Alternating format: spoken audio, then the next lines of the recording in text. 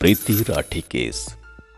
अगर इंसान कुछ हासिल नहीं कर सकता तो वो सामने वाले से जलना शुरू कर देता है, लेकिन उसकी जलन इस कदर बढ़ जाए कि वो उसे मरने मारने पर उतारू हो जाए, ये कहाँ का उसूल है। लेकिन दोस्तों, ऐसा हुआ है हमारे भारत में। ये एक सच्ची घटना है जिसके बारे में हम आज आपको इस वीडियो में बताने वाले हैं।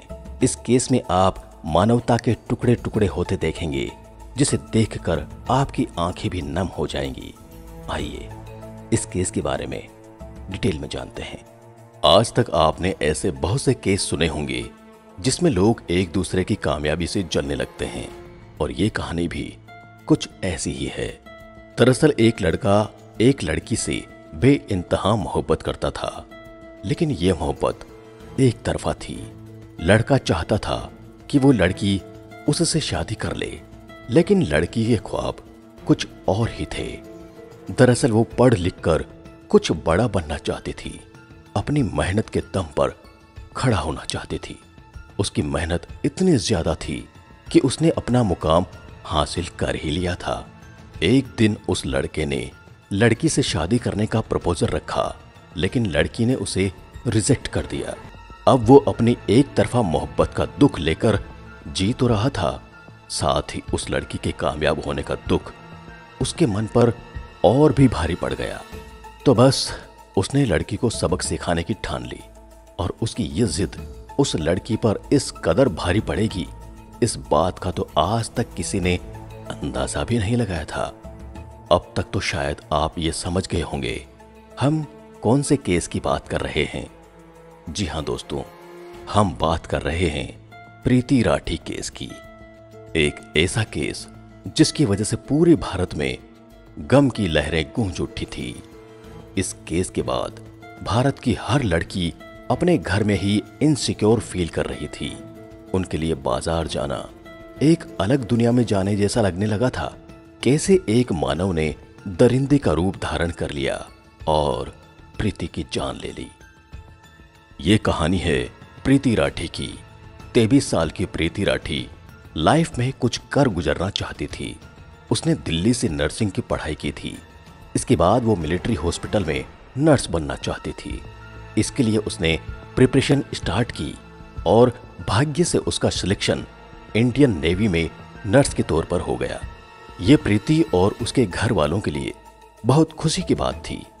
प्रीति को मुंबई के कोलाबा में लोकेटेड नौसेना ऑफिस में रिपोर्ट करना था, इसलिए वो 1 मई 2013 को अपने घर से निकली। प्रीति के लिए सब कुछ नया था, क्योंकि वो पहली बार इस तरह अकेली घर से बाहर जा रही थी। घर वाले भी काफी खुश थे। वे प्रीति को अकेला नहीं छोड़ना चाहते थे, इसलिए घर से उसके पापा, अंकल, आंटी सब उसके साथ रेलवे स्टेशन तक छोड़ने गए थे। मुंबई पहुंचने के लिए इन सभी को पास के एक्सप्रेस ट्रेन से मुंबई के बांद्रा स्टेशन पर पहुंचना था। 1 मई 2013 को ट्रेन दिल्ली के निजामुद्दीन स्टेशन पर आकर रुक जाती है, और ट्रेन रुकते ही एक्साइटेड प्रीति और उसके फैमिली वाले जल्दी से ट्रेन में पहुंचते हैं। इस तरह ट्रेन अपनी मंजिल की तरफ बढ़ रही है। जैसे जैसे ट्रेन चल रही है, प्रीति की मंजिल उसके करीब आ रही है, और उसके मन में खुशी की एक अलग ही लहर थी। लेकिन उसे क्या पता था, वो अपनी मंजिल पर कभी पहुंच ही नहीं पाएगी। जैसे ही ये लोग ट्रेन में गए, वहां काफी भीड़ थी। सभी लोग अपनी सीट पर बैठे थे, लेकिन कुछ लोग खड़े हुए थे। इस भीड़ के बीच में एक लड़का ऐसा भी था जिसने अपना चेहरा रुमाल से ढका हुआ था। वो लड़का प्रीति के आसपास चक्कर लगा रहा था। दरअसल वो प्रीति को देखने की कोशिश कर रहा था। जब ये बात उसके घर वालों को पता लगी तो वे थोड़ा इनसिक्योर हो गए। वे बिल्कुल प्रीति के पास बैठ गए, लेकिन वो लड़का अपनी कोशिश लगातार करता रहा, और इस तरह रात ऐसे ही गुजर जाती है। सुबह होते ही लोग उठ जाते हैं, और ट्रेन भी अपनी मंजिल की तरफ तेजी से बढ़ती हुई मुंबई पहुंच जाती है। ये 2 मई 2013 की सुबह थी, जब ये लोग ट्रेन से उतरकर बांद्रा टर्मिनल पर उतरते हैं। ट्रेन से उतरने के बाद सभी लोग अपनी ट्रेन की तरफ बढ़ते हैं। लेकिन प्रीति थोड़ा थकी हुई सी लग रही थी, इसलिए वो धीरे धीरे चलती है। वहीं उसके फैमिली वाले उससे 2 कदम आगे निकल जाते हैं। ये देखकर प्रीति भी अपने कदमों को तेजी से आगे बढ़ाती है, लेकिन तभी प्रीति को महसूस हुआ कि किसी शख्स ने उसके कंधे को छुआ है। उसे देखने के लिए वो पीछे मुड़कर देखती है और तभी एक रुमाल से मुंह ढके हुए इंसान ने उसके ऊपर कुछ ऐसा फेंका जिससे प्रीति की आवाज चीख चिल्लाहट में बदल गई। उसकी चीखें इतनी तेज थी कि आसपास के यात्रियों का ध्यान भी वहीं पर आ गया। सब प्रीति के आसपास खड़े हो गए। जैसे ही उसके फैमिली मेंबर प्रीति के पास आते हैं तो एसिड की कुछ बूंदें उनके हाथों पर भी लग जाती है। उनको भी जलन शुरू हो जाती है और उसके घर वालों को पता लग जाता है कि उसके ऊपर एसिड अटैक हुआ है। लेकिन वे बेचारे अपनी बेटी की जान बचाने में लग जाते हैं। फैमिली मेंबर्स प्रीति को उठाकर तुरंत स्टेशन मास्टर के ऑफिस में ले जाते हैं। उसके जख्म काफी गहरे थे, इसलिए उसे पास के अस्पताल में रेफर कराया जाता है। स्टेशन पर मौजूद सभी यात्री प्रीति को भाभा हॉस्पिटल ले जाने के लिए कहते हैं, लेकिन उसकी हालत ज्यादा सीरियस थी और भाभा हॉस्पिटल वहां से काफी दूर था। इसलिए वे बिल्कुल पास वाले गुरु नानक हॉस्पिटल में प्रीति को भर्ती करवाते हैं। इधर वो रुमाल ढके हुए चेहरे वाला लड़का प्रीति पर एसिड फेंककर वहां से भाग जाता है, लेकिन एक लड़का तुरंत उस डब्बे को उठाकर देखता है कि आखिर इसने प्रीति पर क्या फेंका है। डब्बे में बचे हुए एसिड से उसे पता लग जाता है कि इसने प्रीति के मुंह पर एसिड फेंका है। वो उसे पकड़ने की कोशिश करता है, लेकिन तब तक वो काफी दूर चला गया था। जब समीर डब्बे से एसिड की जांच करता है तो कुछ बूंदें उसके हाथ पर भी गिर जाती है, लेकिन इसके बावजूद वो उस लड़के को पकड़ने में नाकामयाब रहता है। इधर प्रीति का इलाज गुरु नानक हॉस्पिटल में चल रहा होता है। उसका ट्रीटमेंट शुरू हो जाता है, लेकिन उसकी हालत काफी गंभीर थी। डॉक्टर को कुछ आशा की किरण दिखाई नहीं दे रही थी। उसके चाचा, चाची और कुछ पैसेंजर को जिन्होंने मौके पर उस लड़के को भागते हुए देखा था, उनको भी अस्पताल में बुलाया जाता है। जैसे ही प्रीति का ट्रीटमेंट शुरू हो जाता है, ये खबर पूरे शहर में आग की तरह फैल गई थी। पुलिस ने भी मौके पर जाकर रिपोर्ट बनाना शुरू कर दिया था। वहां पर मौजूद यात्री बताते हैं कि उस लड़की पर एक लड़के ने एसिड अटैक किया है, जिसने चेहरे पर नकाब पहना हुआ था। यात्रियों की मदद से पुलिस उस लड़के का स्केच बनाने में कामयाब रहती है। वो स्केच ले जाकर प्रीति को दिखाया जाता है, लेकिन प्रीति उस हालत में नहीं थी कि वो पुलिस को कुछ भी बयान दे सके। इसलिए प्रीति उन स्केच को देखकर 3 नाम बताती है: सत्यम, पवन और अंकुर। डॉक्टर थोड़ी देर बाद बताते हैं कि प्रीति के चेहरे पर एसिड ज्यादा मात्रा में गिरा है। उसकी गर्दन पर भी गहरे घाव हैं और कुछ एसिड मुंह के जरिए अंदर चला गया है, जिसकी वजह से उसके इंटरनल ऑर्गन्स काम करना बंद कर रहे हैं और उसकी आवाज भी चली गई है। लेकिन प्रीति हिम्मत नहीं हारती है। वो कुछ बोल नहीं पा रही थी, लेकिन घर वालों को लिखकर बताने का इशारा करती है। जब पुलिस उससे पूछती है तो वो लिखती है कि एक लड़के ने अपना फेस कपड़े से ढका हुआ था और वो अचानक उस पर एसिड डालकर भाग गया। उधर इस अटैक के लगभग 3 दिन बाद एक पवन नाम का लड़का प्रीति की बहन को फोन करता है और पूछता है कि प्रीति कैसी है। जैसे ही ये बात उसके घर वाले पुलिस को बताते हैं तो उनका शक पवन कुमार पर जाता है कि हो सकता है इस लड़के ने प्रीति पर एसिड अटैक कराया हो और अब ये जानने की कोशिश कर रहा है कि प्रीति जिंदा है या मर गई। पवन कुमार को फौरन पुलिस स्टेशन बुलाया जाता है। उससे पूछताछ की जाती है। इधर प्रीति की हालत प्रतिदिन गंभीर होती जा रही थी।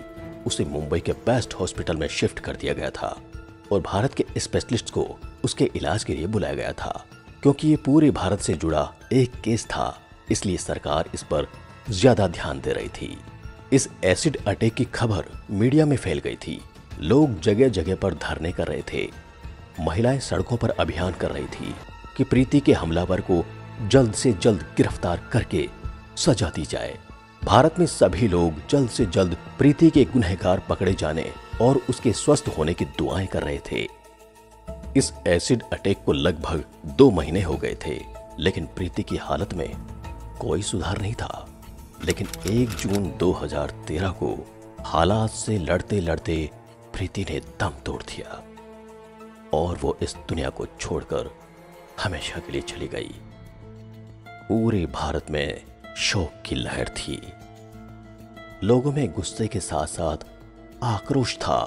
वो प्रीति के अपराधी को सजा दिलाना चाहते थे। प्रीति की बॉडी को मुंबई से दिल्ली लाया गया और उसका पोस्टमार्टम करके बॉडी को घर भेजा गया। लेकिन उसके पिता CID जांच चाहते थे, इसलिए उन्होंने शव के साथ ही एक यात्रा निकाली, जिस पर सरकार CID जांच के लिए राजी हुई और उसके बाद पूरे सम्मान के साथ प्रीति का अंतिम संस्कार किया गया। अब प्रीति तो इस दुनिया को छोड़कर चली गई थी, लेकिन भारत में बच्चा बच्चा ये जानना चाहता था कि उसके अपराधी को जल्द से जल्द पकड़ा जाए और उसे सजाए मौत मिले। अपनी कोशिशों को जारी रखते हुए पुलिस ने प्रीति की कॉलेज में पूछताछ की। प्रीति के पड़ोसियों से भी पूछताछ की। उनकी एक चाची ने बताया कि पड़ोस में अंकुर पवार नाम का एक लड़का रहता है जो प्रीति से एक तरफा मोहब्बत करता था। उसने प्रीति के सामने शादी का प्रपोजल भी रखा था, लेकिन प्रीति ने मना कर दिया था और उसकी माँ उसे ताने मारती रहती थी कि तुमसे ज्यादा कामयाब तो पड़ोसियों की लड़कियां हैं। बेरोजगार अंकुर एक तो प्रीति के प्रपोजल को रिजेक्ट करने की वजह से गुस्से में था, ऊपर से घर वालों के ताने। इन सभी ने अंकुर को इस हद तक उकसाया था कि उसने प्रीति को धमकी दी कि वो उसे सबक जरूर सिखाएगा। प्रीति की चाची के ये सारे बयान सुनकर पुलिस फौरन अंकुर के घर जाती है और उसे गिरफ्तार करके अपने साथ ले आती है। शुरुआत में तो वो अपने बयान बदलता रहा था, लेकिन इस तरह बयान बदलकर वो पुलिस से खुद को नहीं बचा सका और फाइनली पुलिस के सामने उसने अपना गुनाह स्वीकार किया। जब पुलिस अंकुर पर जांच कर रही थी तो ये सामने आया कि उसने उड़ीसा के एक कॉलेज से ग्रेजुएशन की है और स्पोर्ट्स पर भारी भरकम रकम खर्च की है, लेकिन इसके बावजूद वो आज तक बेरोजगार था। और इसी दौरान अंकुर की मां को पता लगता है कि प्रीति राठी की जॉब नेवी में नर्सिंग ऑफिसर के तौर पर लगी है और उसकी सैलरी 50,000 है। वो इस बात के ताने भी अंकुर को देने लग जाती है। इससे प्रीति के प्रति अंकुर का गुस्सा और जलन बढ़ जाती है। उसकी मां उसे बताती है कि वो 1 मई को मुंबई जा रही है, इसलिए प्रीति पर अपनी भड़ास निकालने की ठान लेता है और उसके दिमाग में एसिड अटैक का आइडिया आता है, जिसको एग्जीक्यूट करने के लिए वो ठीक उसी दिन जब प्रीति ट्रेन से यात्रा करती है बिना टिकट के ही ट्रेन में चढ़ जाता है। बयान में अंकुर ने बताया कि पहले तो वो प्रीति पर ट्रेन के अंदर ही एसिड फेंकना चाहता था, लेकिन भीड़ की वजह से वो ऐसा नहीं कर सका, इसलिए वो पूरी रात इधर उधर ट्रेन में प्रीति को देखने की कोशिश करता रहा। लेकिन जैसे ही सुबह को वो ट्रेन से बाहर निकली, लड़के ने देखा कि उसके फैमिली वाले उससे थोड़ा आगे हैं और उसने पीछे से प्रीति को छुआ। जैसे ही प्रीति ने पलट कर देखा, उसने उसके मुंह पर एसिड फेंक दिया। ये सभी बातें अंकुर ने अपने बयान में खुद पुलिस वालों को बताई थी। लेकिन हैरान करने वाली बात तो यह है कि जब प्रीति ने शुरुआत में पुलिस द्वारा बनाए गए स्केच के जरिए 3 लोगों के नाम बताए थे, जिसमें अंकुर का नाम भी शामिल था, लेकिन शुरुआत में अंकुर से कोई ज्यादा पूछताछ नहीं की गई, बल्कि उनके पिता से पूछा गया और उस पर उन्होंने बताया कि जिस दिन प्रीति पर अटैक हुआ था वो हरिद्वार में एक इंटरव्यू देने के लिए गया हुआ था। और तो और जब प्रीति के पिता को अंकुर की फोटो दिखाई गई तो उन्होंने कहा कि वो लड़का उस दिन ट्रेन में कहीं नहीं था और शायद इसलिए पुलिस वालों को कभी अंकुर पर शक हुआ ही नहीं। लेकिन जब पुलिस उन दोनों लड़कों से पूछताछ कर रही थी, वहां से किसी भी प्रकार का कोई सुराग नहीं मिला था, इसलिए लास्ट ऑप्शन अंकुर था। रेलवे क्राइम ऑफिसर ने अंकुर की इंटरोगेशन करनी शुरू की और जब उन्हें लगा कि अंकुर ही एसिड अटैक के पीछे है, तो ये शख्स अपने ही गलत बयानों से और बार बार उन्हें बदलने की वजह से पकड़ा गया। पुलिस जांच के दौरान हुई इंटरोगेशन ने ये तो साबित कर दिया कि प्रीति पर एसिड अटैक अंकुर पवार ने किया है, लेकिन उसके खिलाफ सबूत इकट्ठे करना भी उनके लिए एक चैलेंज था। पुलिस ने सबसे पहले ये जानने की कोशिश की कि अंकुर ने वो एसिड कहां से खरीदा था जिससे उसने प्रीति के ऊपर हमला किया। जांच पड़ताल के दौरान खुलासा हुआ कि अंकुर ने मुकेश भार्गव नाम के एक दुकानदार से एसिड खरीदा था। जब दुकानदार ने पूछा कि तुम एसिड का क्या करोगे, तो उसने बताया कि वो एक अंकुर बैटरीज नाम की दुकान खोलना चाहता है, जिसके लिए उसे बहुत सारे एसिड की जरूरत पड़ेगी। इसलिए आप मुझे सैंपल के तौर पर कुछ एसिड दे दीजिए। अगर आपके एसिड की क्वालिटी अच्छी हुई तो मैं पूरा एसिड यहीं से खरीद लूंगा। बेचारा सीधा साधा दुकानदार अंकुर की बातों में आ जाता है और उसे सैंपल के तौर पर 2 लीटर एसिड दे देता है। ये एसिड दुकानदार ने अंकुर को हॉर्लिक्स के डब्बे में दिया था। ये वही डब्बा था जिसको स्टेशन पर मौजूद एक लड़के ने उठाकर देखा था और ये कंफर्म किया था कि इस डब्बे में एसिड है और प्रीति के ऊपर एसिड अटैक हुआ है। लेकिन ठोस सबूत के लिए अंकुर की फोन डिटेल निकलवाई जाती है, जिससे ये बात निकलकर सामने आती है कि 1 मई को अंकुर निजामुद्दीन स्टेशन पर था और उसकी लोकेशन 2 मई को मुंबई बांद्रा टर्मिनल पर थी, जहां पर प्रीति के ऊपर एसिड अटैक हुआ था। अंकुर के खिलाफ ये 2 सबूत उसे अपराधी साबित करने में काफी थे। इन सबूत से साबित हो जाता है कि प्रीति के ऊपर एसिड अटैक करने वाला और कोई नहीं बल्कि उसके पड़ोस में रहने वाला लड़का अंकुर पवार था। इस तरह पुलिस अपनी बात को सिद्ध करके अंकुर को गिरफ्तार कर लेती है। लेकिन अपने इस हैवानियत भरे काम पर अंकुर को जरा भी शर्म नहीं थी और आपने उसकी वो वायरल पिक्चर तो जरूर देखी होगी जब उसे दोनों तरफ से पुलिस वालों ने पकड़ रखा है और वो विक्ट्री का साइन कर रहा है। इस तरह प्रीति एसिड अटैक के अपराधी को पकड़ा जा चुका था। सितंबर 2017 में दिल्ली सत्र अदालत ने अंकुर को दोषी ठहराते हुए उसे मौत की सजा सुनाई और ऐसा पहली बार हुआ था जब भारत में किसी एसिड अटैक के अपराधी को मौत की सजा सुनाई गई थी। लेकिन अंकुर ने मुंबई हाईकोर्ट में सजा के खिलाफ अपील कर दी। 2019 में हाईकोर्ट ने मौत की सजा को रद्द करते हुए उसे उम्र कैद की सजा सुनाई। लेकिन जिस तरह से प्रीति ने तड़प तड़प कर अपनी जान गंवाई है, ऐसे दरिंदों के लिए उम्र कैद की सजा भी ज्यादा नहीं है। वैसे इस हैवानियत भरे शख्स के बारे में आपकी क्या राय है? क्या भारत में इस तरह के दरिंदे आज भी रहते हैं? हमें अपनी राय कमेंट करके जरूर बताइएगा। वीडियो अगर पसंद आई हो तो इसे लाइक करके हमारे चैनल को सब्सक्राइब करना ना भूलें। धन्यवाद।